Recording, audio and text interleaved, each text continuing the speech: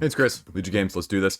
By the time you're seeing this, I don't know what I'm going to be doing, but I do know that the day that this one is going to be viewed, it is my birthday. So hopefully, I'm going to be doing fun stuff. I doubt it though, because that is the way my birthdays go at this point, especially at this age. But whatever it is, what it is. As a side note, like I totally have trepidation still every time I put one of these videos out nowadays. Even though I've been doing this now for almost a year, like I still have huge imposter syndrome, and I think I'm just gonna make that into a whole other video. But I just wanted to let you guys know that like I really appreciate the support, because every time I launch one of these, it doesn't matter if it's a 9-minute one or an hour and 9-minute one, I'm just like fearful that someone's gonna find me out like, oh geez, this guy clearly doesn't know what he's talking about. Oh, no, gonna pass on that one.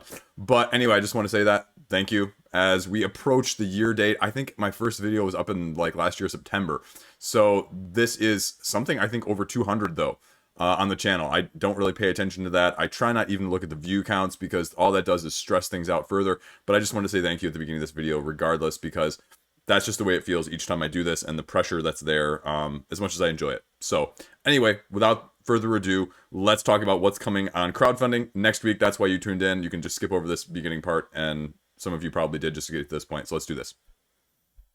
Now, first up is lots. Now, if this looks familiar, this is lots filled in, because lots filled in is a roll and write take on the original lots, which are using blocks to fill in a la construction. And so you're doing the same thing, only like I said, it's a roll and write when it launches on July 26th. And so here you can see a little bit of what the images are actually going to look like and what you're going to be doing in terms of coloring in and building your said lot.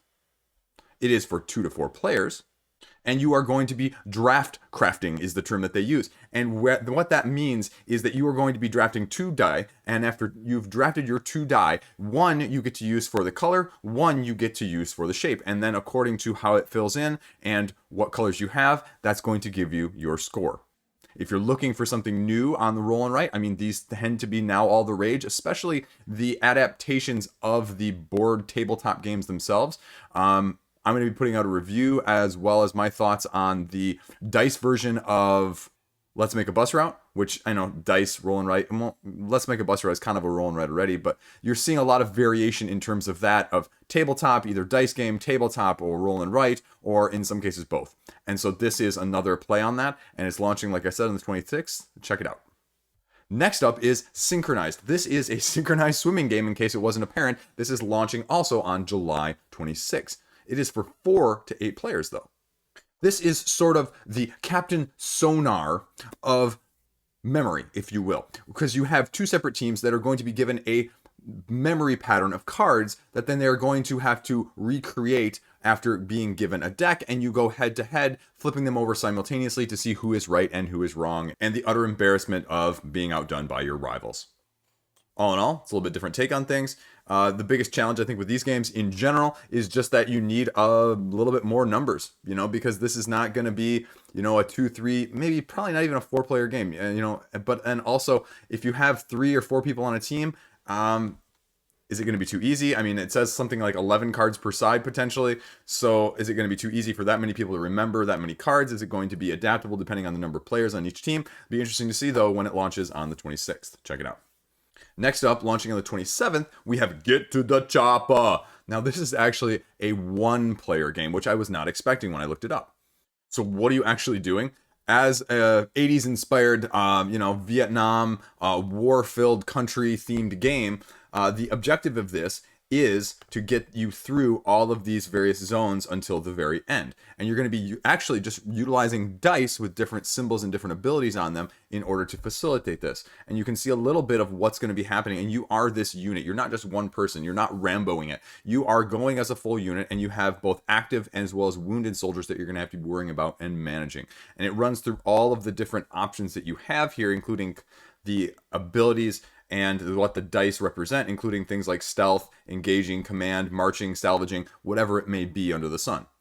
This was the 19th ranked overall game from the Board Game Geek, I believe, print and play from 2020. So it has a little bit of pedigree. There's a little bit of information out there. It was like I said, a print and play that they are now taking and making into a full game. You are rolling 9 dice each turn and have the ability for 3 rolls to get what you need to do in order to achieve your mission. It'll be interesting to see how this one does, especially how it stacks up as a solo game with a relatively tested pedigree already. It is, as it mentions in the description as well, a little bit of press your luck because obviously you're doing the dice rolling a couple times. So if that interests you, especially as a solo gamer, check it out when it launches on the 27th. Next up, launching on the 27th on Gamefound, the big one, we're going to kind of see what it entails, Divinus from Lucky Duck Games. And if you're not following, you should be following in case you have any interest whatsoever because you're getting a €5 discount. And this is the campaign preview page that we have a link to right now, so you can see a little bit more information that's out there. Now, again, this is going to be more of your legacy style tile placement, ability driven, where you are a demigod traveling through and doing your various deeds. There are already a lot of videos popping up already because a lot of people have had copies for a while. And so we'll have a lot of information when it actually launches. So you can kind of make a very good assessment right at the beginning. And it's going to be also, secret envelopes, as I've mentioned before, in terms of revealing things and adding things to the gameplay, making it more complex, which is an element that I love. And so I have avoided spoilers so far, but we'll see when it actually launches. I thought I was going to be able to get a copy to show you guys a little bit more hands-on stuff, but I think that's fallen through at this point. So I'm just going to be reacting based off of what I see out there. And again, this is a big enough project that I might even do a solo should you back video just to say, okay, what do you need to know about this? How does it compare to other legacy games? How does it compare to other secret odd games? And just, whether or not this digital hybrid is for you or not, because I think we've seen a lot of variability even within what Lucky Duck Games has done with this app-based system to begin with. So it's going to be really interesting to see. I'm going to be right there alongside of you guys, and it's going to be a wild ride because I have no clue price point. I have no clue what all is going to be entailed, and it's going to be, just a fun ride to see what happens. That's launching on the 27th. That is Divinus. Next up, also launching on the 27th, is Earthborne Rangers from Earthborne Games, which is a very different cooperative card game, as they say here, set in the wilderness of the far future. I have been following for a while, but they've been pretty close to the vest in terms of what information's out there, but they're taking it really from an eco-friendly standpoint, and they're not only utilizing that in the production of the game, I believe, but also as the theme of the game as well. And so there's, again, not like I said, not a whole lot to go off of, but I am excited to kind of see what this is because I do like me a cooperative card game. And so I'm going to be following this one very closely when it launches on the 27th. I'll throw a link into the Board Game Geek page here, but again, there's very little information in terms of what's actually out there. So it'll be interesting to see what it looks like because it's also, in case you missed that, got the Sadler brothers as co-designers. So again, it's going to be interesting to see what that entails. Next up, we have Limbo, the Internal War. If you're not familiar with this mostly two-player skirmish game that came out a couple years ago, this is the 1.5 version of this miniature game with just these massive detailed miniatures because it's from a company that had done miniatures in the first place, well, Limbo Miniatures. It's a skirmish game. You're doing army construction as well as deck construction. I've heard pretty good things about it in passing, but again, as a two-player skirmish tactical game, there's a lot going on out there, and these are, as I looked on the original Kickstarter page, this is a very expensive two-player miniature game, as you would imagine, especially with this quality of coming from a miniature company in the first place, and so it'll be interesting to see what the 1.5 version does, upgrades.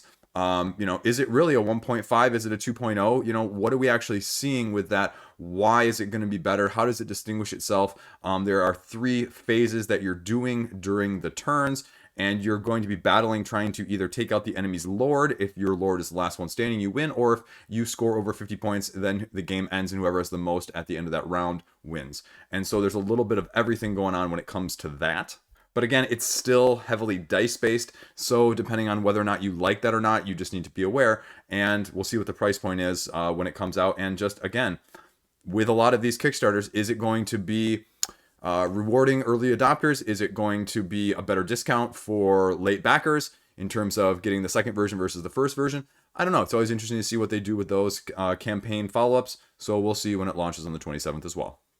Next up, also launching on the 28th, is The Lost Code. Now, this is a 2 to 4 player game in the deduction style. And what you're going to be doing is you're going to be trying to figure out, based off of only being able to see other people's numbers, what numbers are actually up on the display stands. And so you can see a little bit of what the display stands are going to look like with the numbers that are going to be present. But then you're having to use these dials in order to figure it out and mix and match, because you're going to be basing it off what you see other people doing just as much as what you're doing.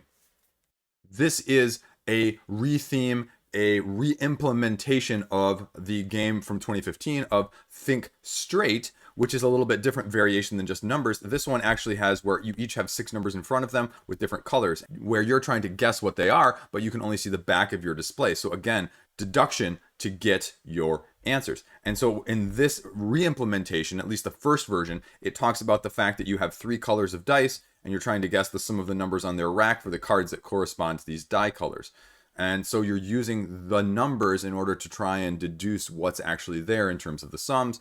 And then you have bidding that can also be present. And I'm assuming that's what some of these colors are going to matter as well, and why you have these dials going on here, just done in a different way. So that's launching on the 28th. If you like deduction, this might be one worth looking at that does things a little bit differently. Also launching on the 28th, we have a game called Feuding Foodies, which is a 4 to player food-based game where you are trying to use certain ingredients to take that essentially against your neighbors and be the last one standing. Now, the interesting thing in this is that you are going to be buddied up. So it really only plays at the 4, 6, and 8 player counts in terms of working with your pairs, because you're not supposed to tell other people what ingredients you have. But when you and your co-partner have enough ingredients for a recipe, that's how you're scoring points. But you have to worry, because they can play other ingredients, other teams can, that will affect your own ingredients and take them out of play or out of contention in the first place before you can do said recipe to score.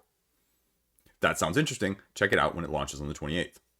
Now we're going to go back in time one day, because this is a Polish game that is getting an English release, and this is Lumeria. This is a 2-player strategic skirmish style game that they are offering as sort of a new product, but also with the availability to get the old product, the original, if you will, during this campaign. Now what they say is they're going to be offering 3 new factions to this master set. They're going to be available, and you can pick up all of the original stuff as well.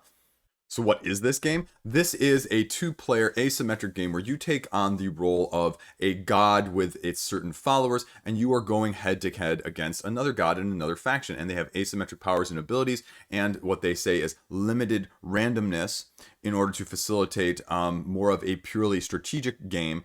And you get to see a little bit of what you can do going head to head against another card-driven deck.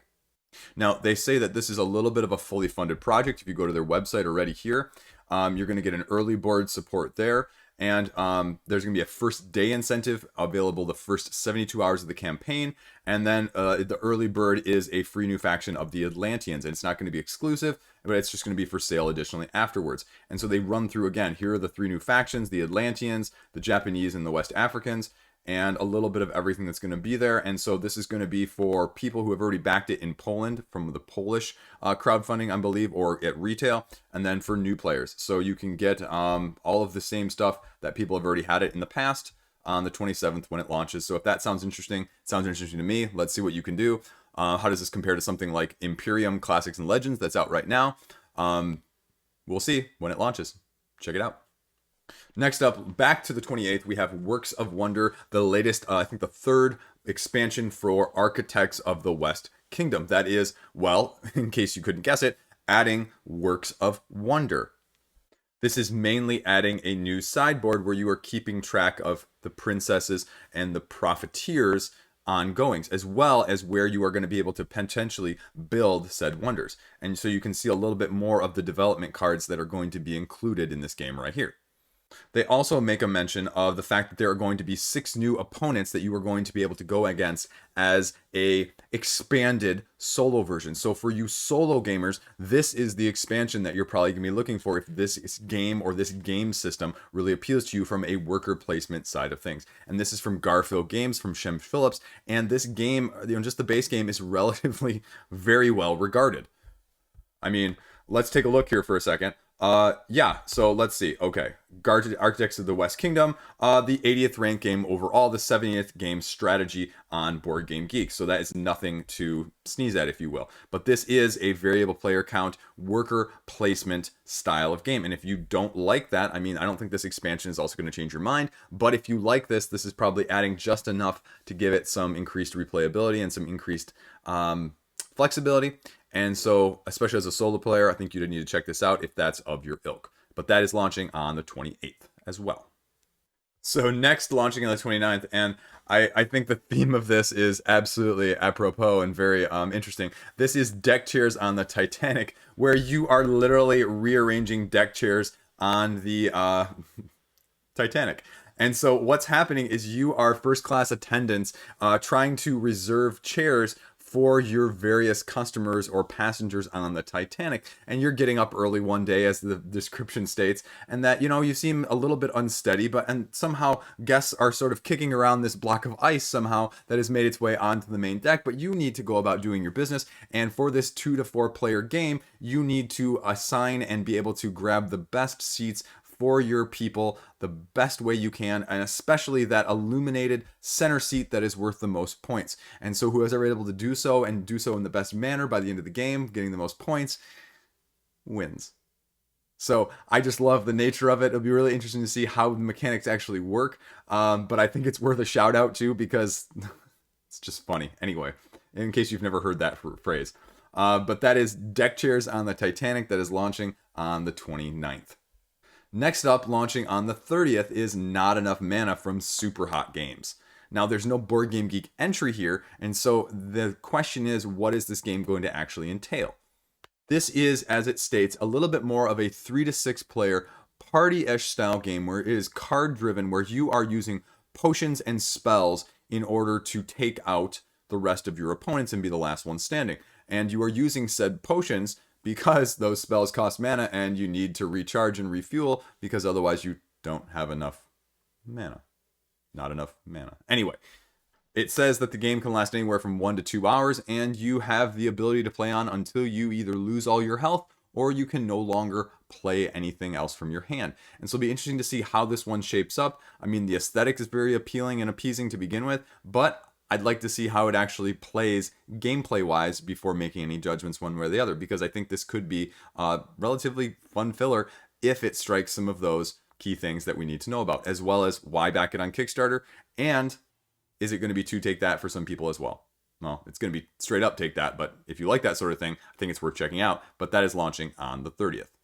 Last up, we have Langship, also launching on July 30, the last of the 30s. And then we are getting into the last of the Julys. And then next week, we are getting into August. And some big ones that come with that. This is a 2 to 4 player bluffing game where you unfortunately have been sent to the wrong realm after dying gloriously in battle for the Vikings. And instead of going to Asgard, you have to convince Odin to let you out of the place that you shouldn't have gone in the first place. It is a purely bluffing game where you have 2 cards in your hand and you play a card and you tell people what you're doing. And if you bluff successfully, you get a mischief token. If you accuse and call someone out successfully, you get a mischief token. Mischief tokens are going to be used to strengthen Loki and his allies to make your way through to Asgard, to the place you should have been in the first place, a little bit easier and quicker, and to beat your opponents there. First one to reach there wins. You can see a little bit of what the board game is going to look like with the standees and the cards. So again, this seems like another relatively interesting game. It reminds me a little bit, just on the purely aesthetic side of things, of Hidden Leaders, one of the other lighter style games that I touted earlier this year that I was really fond of. And so it'll be interesting to see how this compares gameplay wise when it actually hits, rubber meets the road, as well as, how much interaction there is besides just the accusations. Are there going to be other ways of interacting? Is it just going to be, straight up, I call out your bluff, sort of like BS? It'll be interesting to see how it changes and tweaks that from a mechanistic standpoint. So check it out if you're interested on the 30th. So that's it. That is the roundup coming up next week. There is a lot of stuff at the beginning of August. It's going to be crazy. I'd still like to do a couple of videos. If you watched any of the other stuff from this week, I'll probably have a couple of videos, top 10 lists in the next week that are coming out. A couple of these small individual topic videos, because I think these are really kind of neat and just provoking discussion. as well as maybe news on Monday, and maybe some should you back videos on things like Divinus, on Chronicles of Drunagor, or just whatever else I can think of. So if there's anything else you want to see, let me know. But that's going to be sort of the upcoming schedule, if you will. I've got a couple things as well coming up in terms of August. I've got the Lords of Vala game that I've got a preview prototype copy of that I'll be putting a video out on. And then I also have a copy of Lands of Galzier, which I'm going to hopefully have well up before the Kickstarter Gamefound. I forget. I'm horrible about these things. When that launches too, I'm going to have that well up before then. I've had a few plays, and I will have it up well beforehand, unlike some of my other stuff in the past. So if there's anything else you want to see, if there's anything else you want me to talk about, let me know in the comments. Let me know what you're doing this weekend. Let me know what you're playing. Hopefully you're doing something better than what I'm doing. It's a whole nother topic. But, anyway, thanks for tuning in. Thanks for watching. Thanks for putting up with me. Hope you have a great weekend. I'll see you around. Stay classy.